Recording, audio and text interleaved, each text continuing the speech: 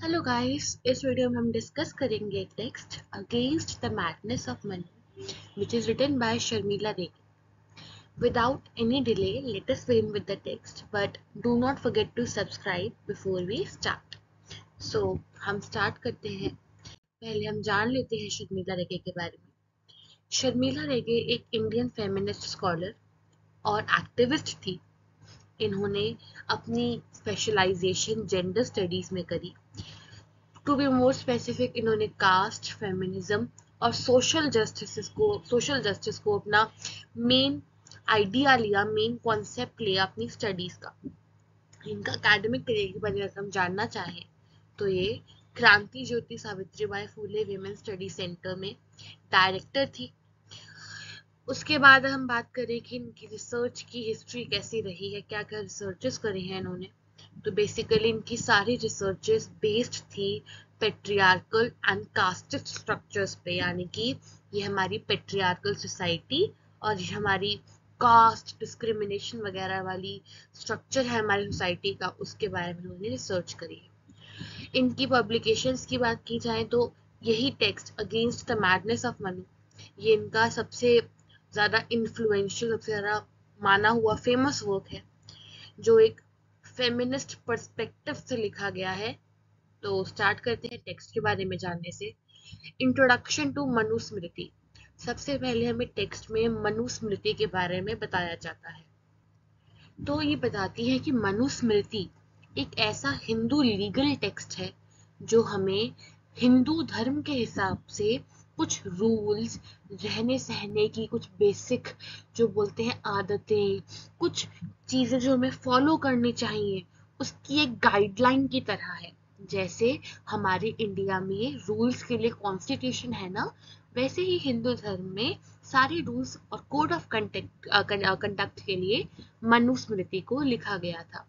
ये हमारी हिस्ट्री में एक फाउंडेशनल टेक्स्ट है, यानी कि जिससे हमें हमारे हिंदू धर्म में एक नींव मिली है, एक स्टार्ट करने के लिए कुछ कोड ऑफ कंडक्ट, कुछ रस्में, कुछ रूल्स और कुछ रेगुलेशंस के बारे में, कुछ नहीं बहुत सारे रेगुलेशंस के बारे में बताया जाता है.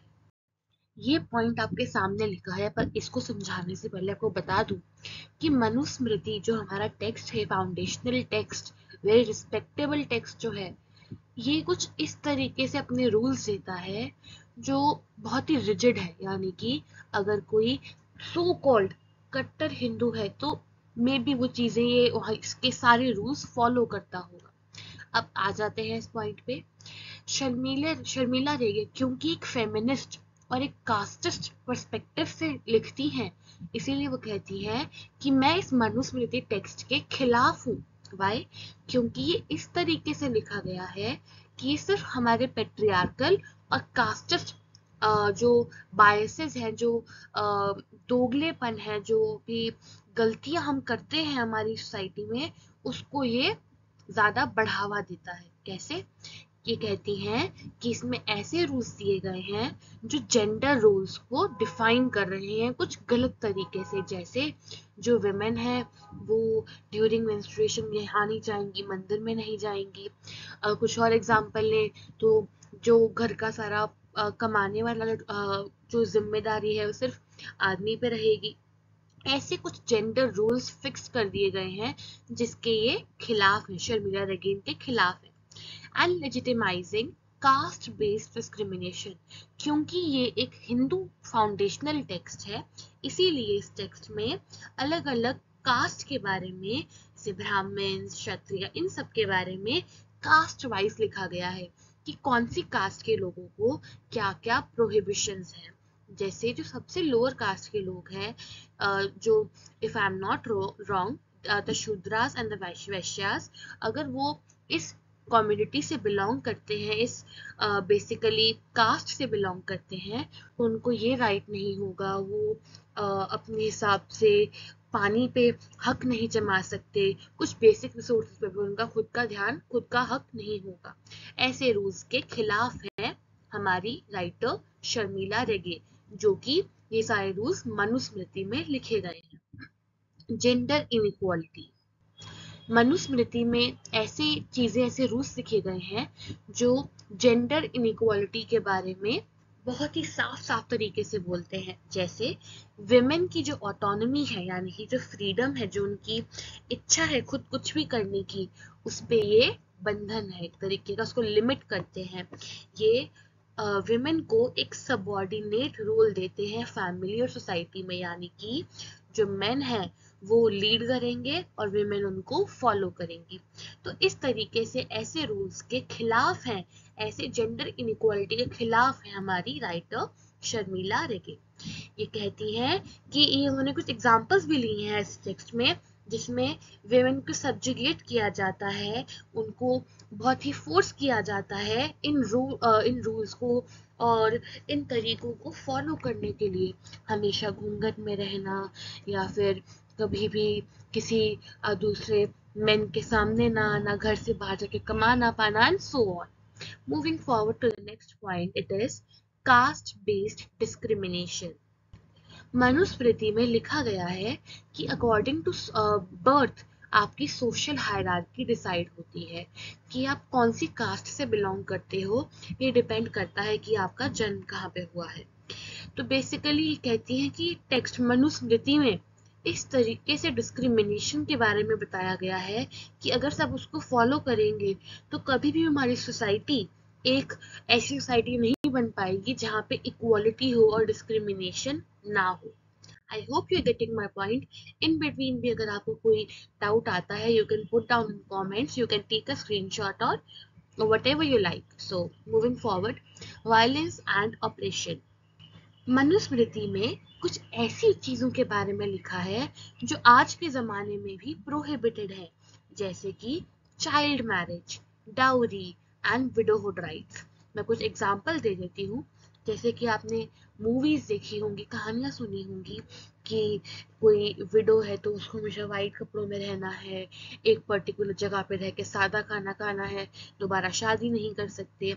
ऐसे कुछ राइट्स मतलब ऐसे कुछ रूल्स बना दिए गए हैं जो हमारी सिस्टम में बिल्कुल ही बोलते हैं ना, हमारे सिस्टम में एकदम इंस्क्राइब हो गए हैं कि लोग उसको अंधाधुंध फॉलो कर रहे हैं। चाइल्ड मैरिज, बच्चों की शादी करवा देना। What is the meaning of marrying child? बच्चों की शादी करवा देना is a thing which is not appropriate. Again एक लास्ट चीज के बारे में बात की करें अगर हम, तो डाउरी की जो विमेन साइड है, जो हमारी शादी में जो लड़की की साइड है उसकी साइड से दहेज लेना। Now what is this again? ये जो रूल्स हैं, क्या इनकी कोई सिग्निफिकेंस आपको दिख रही है? क्या आपको उसका कोई बहुत ही लेजिट कोई फायदा दिखता है? फायदा आपका फायदा नहीं, फायदा उस इंसान का जिसको ये सब चीजें फेस करनी पड़ रही हैं। तो यही बात बताती है शर्मिला रेगे कि इस टेक्स्ट में, मनुस्मृति टेक्स्ट में ऐसी चीजों के बारे में लिखा है जो आज के ज़माने में अगर हम बहुत ही फ्री माइंडेड होकर और बहुत ही ध्यान से अगर उसके बारे में पढ़ें तो हमें पता चलेगा कि वो सिर्फ और सिर्फ वायलेंस और ऑपरेशन का ही दूसरा रूप है। Resistance and re interpretation. हाँ, ये टेक्स्ट मनुस्मृति के टेक्स्ट है, ये बहुत जगह पे माना जा रहा है, बहुत लोग इसको फॉलो कर रहे हैं, इसके रूल्स को फॉलो कर रहे हैं।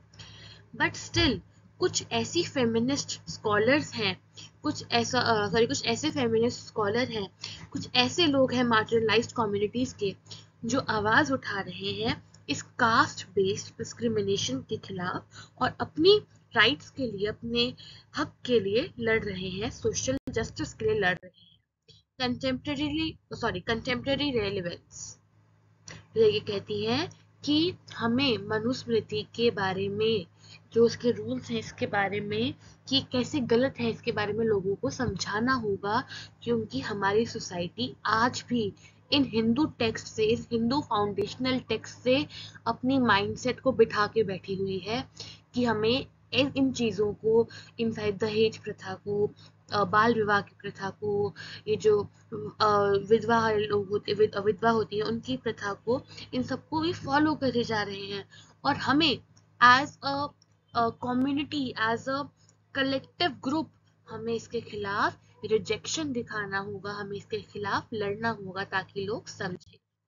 इंटरसेक्शनैलिटी कॉन्टिन्यूसली रेगे इस बात को भी नहीं छोड़ती है कि कैसे जेंडर, कास्ट, क्लास ये सब चीजें आपस में कनेक्टेड है और एक चीज दूसरी चीज को अफेक्ट करती ही करती है। तो अगर हम किसी एक जगह पे पहले फोकस स्टार्ट करने के लिए किसी एक जगह पे फोकस करें तो दूसरे लोग जो ऑप्रेस हो रहे हैं उनको भी कहीं ना कहीं इस चीज से इक्वलिटी के लिए एक रोशनी मिल जाएगी, एक जगह मिल जाएगी जहाँ पे ये अपनी लड़ाई को भी शुरू कर सके।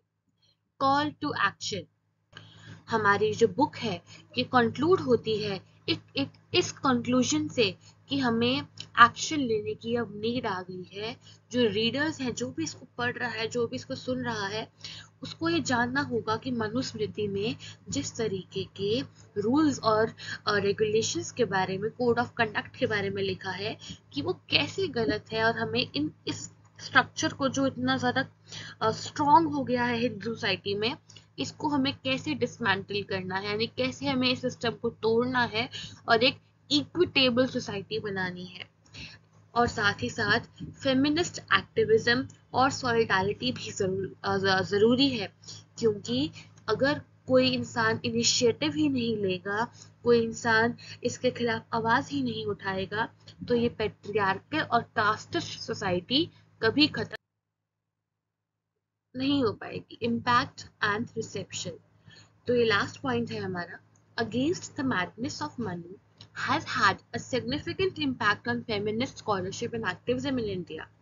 It has sparked debates about the role of ancient texts in shaping contemporary social realities and inspired efforts to promote gender and caste justice.